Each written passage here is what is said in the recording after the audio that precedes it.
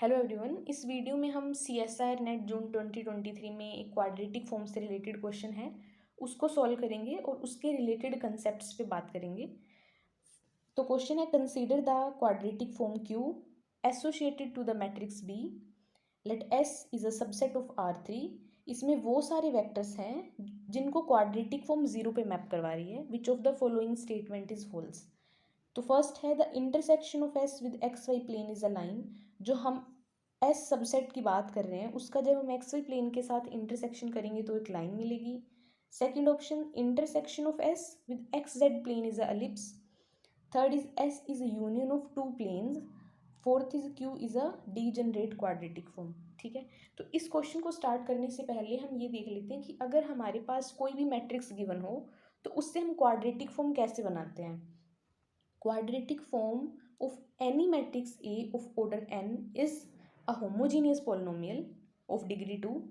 कैसे बनाते हैं, मैट्रिक्स A गिवन है x ट्रांसपोज ए एक्स। अगर हमारे पास जो मैट्रिक्स है वो n ऑर्डर की है तो जो वेक्टर लिया हमने n×1 का ले लिया, x ट्रांसपोज ए एक्स।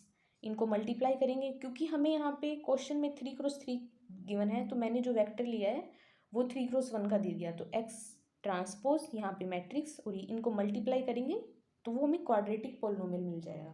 ठीक है, ये तो हमने देखा कि अगर मैट्रिक्स है तो वहाँ से क्वाड्रेटिक फॉर्म कैसे मिलती है। अब हम अगर हमारे पास कोई क्वाड्रेटिक फॉर्म गिवन हो, क्वाड्रेटिक पोलिनोमियल गिवन है हमें, तो उससे मैट्रिक्स कैसे बनाते हैं, सिमेट्रिक मैट्रिक्स। तो जो स्क्वायर वाली टर्म्स हैं उन सारी टर्म्स को डायगोनल पे रख दो। जैसे एक्स स्क्वायर है तो डायगोनल पे आ गया, बी यहाँ रख दिया और सी को यहाँ रख दिया। अब क्या करना है, जैसे एक्स वाई है, एक्स वाई का जो भी कोफिशिएंट है उसका हाफ करके यहाँ रख दो। अब वाई जेड का कोफिशिएंट है ई, तो उसको यहाँ वाई जेड मतलब ये आ गया।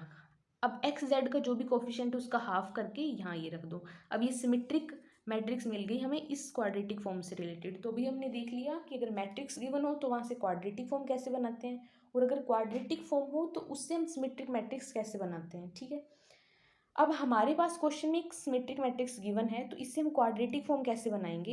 अगर हमें ये गिवन हो, हमने देखा था जो डायगोनल पे एलिमेंट्स हैं उनके साथ स्क्वायर आएगा। जैसे अब ए एक्स स्क्वायर था, बी वाई स्क्वायर, सी जेड स्क्वायर, तो जो भी डायगोनल वाले एलिमेंट्स हैं वो स्क्वायर के कोफिशिएंट होते हैं। तो यहाँ एक्स स्क्वायर, अगर इस मैट्रिक्स की हमें क्वाड्रेटिक फॉर्म लिखनी है तो x square plus y square minus 2 z square. ठीक है, तो ये आ गया इतना। अब जो एक्स जेड का कोफिशिएंट है वो जीरो हो गया, वाई जेड का भी जीरो हो गया, लेकिन एक्स वाई का कोफिशिएंट क्या आएगा, यहाँ पे हाफ कर रहे हैं हम।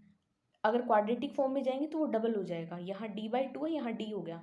तो यहाँ अगर 1 है तो इसका मतलब 2xy आएगा। तो इस मैट्रिक्स की क्वाड्रेटिक फॉर्म ये लिख दी हमने।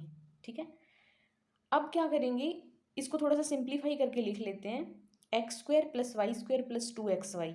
तो ये क्या बन गया, एक्स प्लस वाई का whole square minus 2z square. अब a square minus b square वाला फॉर्मूला लगा देते हैं, इसको √2 का स्क्वायर लिख लेते हैं, तो a plus b a minus b. ठीक है, ये हमने यहाँ तक क्वाड्रेटिक फॉर्म लिख ली। अब एस क्या है, हम एस सेट को देखते हैं ताकि उससे तीनों ऑप्शन के बारे में बात करें। एस सेट क्या है, वो सेट ऑफ दोज वेक्टर्स जिनको क्वाड्रेटिक फॉर्म जीरो पे मैप कर रही है। तो हम लेते हैं Q of X Y Z या Q of A B C such that Q उनको जीरो पे लेके जाए। तो हमने लिया Q of X Y Z such that ये जीरो बन जाए। अब अगर क्वाड्रेटिक फॉर्म जीरो बन रही है तो इसका मतलब ये जीरो है, इन दोनों की प्रोडक्ट जीरो है। इसका मतलब क्या है, या तो ये वाला टर्म जीरो होगा या ये वाली टर्म जीरो होगी। तो इधर हमें यहाँ से मिलेगा x plus y is equal to √2z और x plus y is equal to minus √2z। दो चीज़ें मिल गई, या ये या ये। अगर हम यहाँ से एस को बनाएं, एस क्या है, एक्स वाई, अब जेड की, जेड तो डिपेंडेंट हो गया ना, जेड को हम लिख सकते हैं एक्स प्लस वाई बाई √2। यहाँ से एक्स वाई और जेड डिपेंडेंट हो गया तो x plus y by minus √2। और एक्स और वाई कहाँ बिलोंग कर रहे हैं, दोनों रियल नंबर्स में बिलोंग कर रहे हैं। इनको बेसिकली पीछे लिखना चाहिए। तो हम यहाँ पे हमें मिल गया, अब ये बेसिकली प्लेन है एक। ठीक है, तो एस यूनियन मिल रहा है दो प्लेन्स का, तो यहाँ से थर्ड ऑप्शन ट्रू हो गया, S is union of two planes.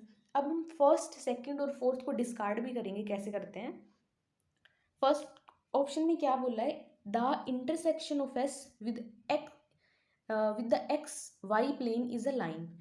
अब हमारा सेट जो है वो ये है, जो एस सेट है वो ये है, इस टाइप के वेक्टर हैं जिनमें ये दो कंडीशन, या तो ये कंडीशन सेटिस्फाई होनी चाहिए या ये कंडीशन सेटिस्फाई होनी चाहिए।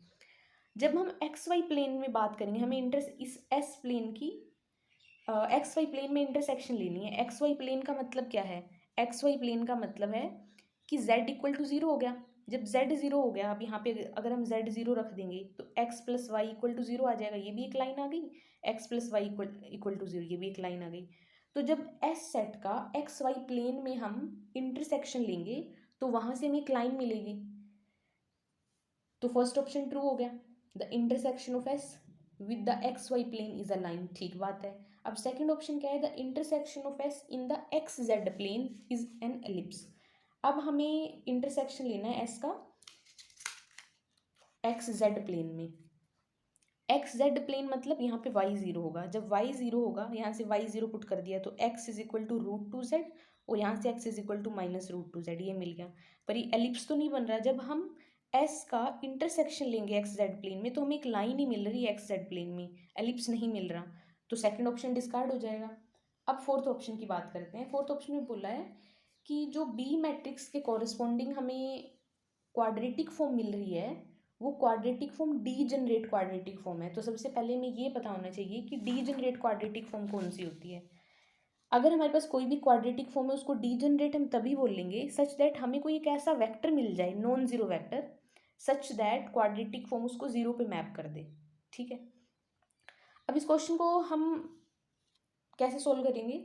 जो क्वाड्रेटिक फॉर्म, इस क्वाड्रेटिक फॉर्म के रिस्पेक्ट में जो भी आपकी मैट्रिक्स आई है, जैसे इस क्वाड्रेटिक फॉर्म के रिस्पेक्ट में हमारी मैट्रिक्स है बी, अगर इसका रैंक n से कम हो गया, अगर इस मैट्रिक्स का रैंक n से कम हो गया